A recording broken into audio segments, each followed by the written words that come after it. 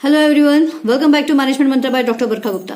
आज बहुत ही सिंपल सी स्टोरी बताने वाली हूं, उसके थ्रू हम डिस्कस करेंगे कुछ इंपॉर्टेंट पॉइंट्स जो आप लोगों की स्टडी में आपको हेल्प कर सकते हैं।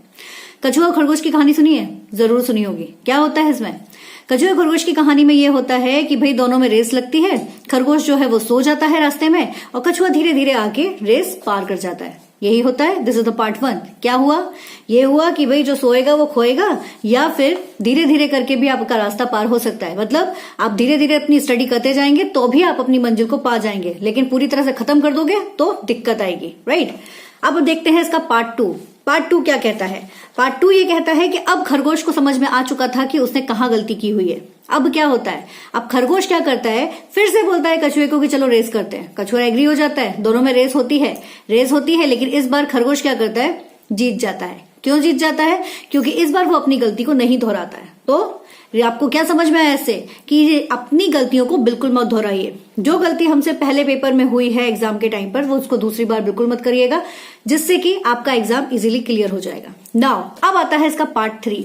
पार्ट 3 आया, बोला कि चलो भाई फिर से रेस करते हैं। कछुए ने कहा, लेकिन बोले रास्ता इस बार हम चेंज करेंगे। चेंज हो गया रास्ता। अब क्या हुआ? खरगोश मान गया कि चलो ठीक है, एग्री करते हैं। कछुए ने लेकिन रास्ता डिसाइड किया था, तो क्या हुआ? खरगोश ने दौड़ना शुरू किया, लेकिन कुछ देर बाद उसको रुकना पड़ा। क्यों रुकना पड़ा? क्योंकि रास्ते में आ गई थी नदी वो पार कर नहीं सकता था। वहीं कछुआ धीरे धीरे आया, नदी पार किया और रेस जीत गया। क्या हुआ? अपनी स्ट्रेंथ के अकॉर्डिंग अपनी स्ट्रेटेजी को तैयार कीजिए। जो आपकी स्ट्रेंथ है उसके अकॉर्डिंग अपनी स्ट्रेटेजी बनाइए, तभी आप आगे बढ़ पाएंगे। नाउ अब आता है पार्ट 4। अब पार्ट 4 क्या कहता है? पार्ट 4 में क्या हुआ कि दोनों ने फ्रेंडली मैच किया, मतलब रेस फिर से लगाई।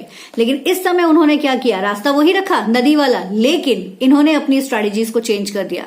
इन्होंने क्या किया कि जब जमीन पर चलने की बारी आई तो खरगोश क्योंकि तेज भाग सकता है, तो खरगोश ने अपने ऊपर बिठा लिया कछुए को, और जब नदी में चलने की बारी आई तो कछुए ने अपने ऊपर बिठा लिया खरगोश को। तो कम समय में टारगेट अचीव हो गया उनका।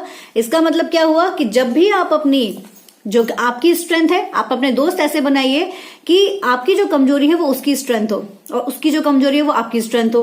तो इस तरह से क्या होगा कि आप दोनों एक दूसरे की मदद कर सकते हो और आसानी से अपना रास्ता जो है वो पार कर सकते हो।